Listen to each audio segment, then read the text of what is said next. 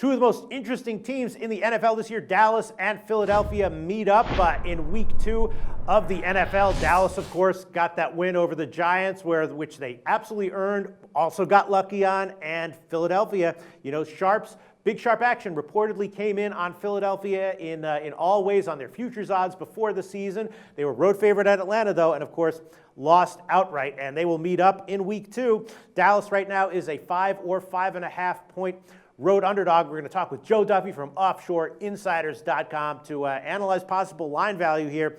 And Joe Duffy, of course, the big news for Dallas, Dez Bryant is out. And any way you cut it, any way you slice it, that's a huge loss for Dallas, right? They still have Tony Romo. They still have an awesome offensive line, arguably the best in the NFL. But Dez Bryant stretches the field, and that's a big loss. Philadelphia is Philadelphia, right? They do what they do. They play the high-tempo offense and hope for the best. The total in this game, obviously, as expected, super high at 55.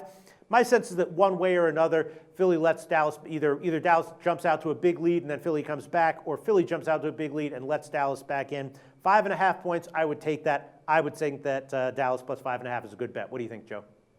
I would agree that the history of these teams, and certainly, with Sam Bradford being Chip Kelly's handpicked quarterback, that a seesaw affair is quite possible. You talked about the sharp money coming in on Philadelphia over. Well, I can remember last year, all the sharp money on the futures was on the Dallas Cowboys under, and I think it was 8 wins, maybe 8.5, and that didn't work out too well. So, the future sharp money, I don't know if I would read all that much into it. Maybe if anything, it could be a little bit of a contrarian play as the Cowboys showed last year, but you nailed it. Dez Bryant is a devastating injury, and remember, they're still recovering. They didn't calculate very well on DeMarco Murray, who's now in Philadelphia. I know he had a terrible week 1. I think he had 8 carries for 11 yards.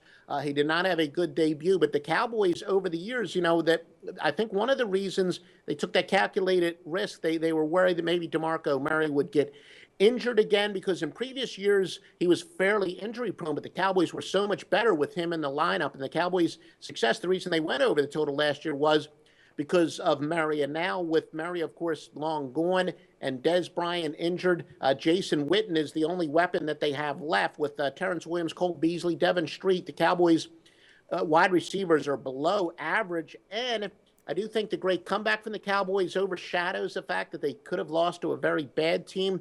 Meanwhile, Sam Bradford, of course, coming back from an injury, he looked rusty, but he really started to pick it up in the second half. And I think there's going to be a lot more of that. Sam Bradford, again, there's a reason that Kelly wanted him to run the offense, and we saw why in the second half. So I think it's a big mismatch because of the injuries. To the big injury to Dallas, the Eagles are pretty much the play here for sure. So do you want to go official with that? Philadelphia -5. It's a split line right now. 5 and 5.5 are both market-wide numbers. Yes, well, I will go officially with your Philadelphia Eagles. All right. You don't think that Dallas, having such a strong offensive line combined with a quarterback, that's, we saw that like with Green Bay, with a strong offensive line and Aaron Rodgers a quarterback, it almost doesn't matter. Obviously, you want to have the strong skill position players, as strong skill position players as you can. But when you have a quarterback, a borderline elite quarterback or an elite quarterback and an elite offensive line, I feel like it just doesn't matter that much. And especially if you're an underdog, that might be the play.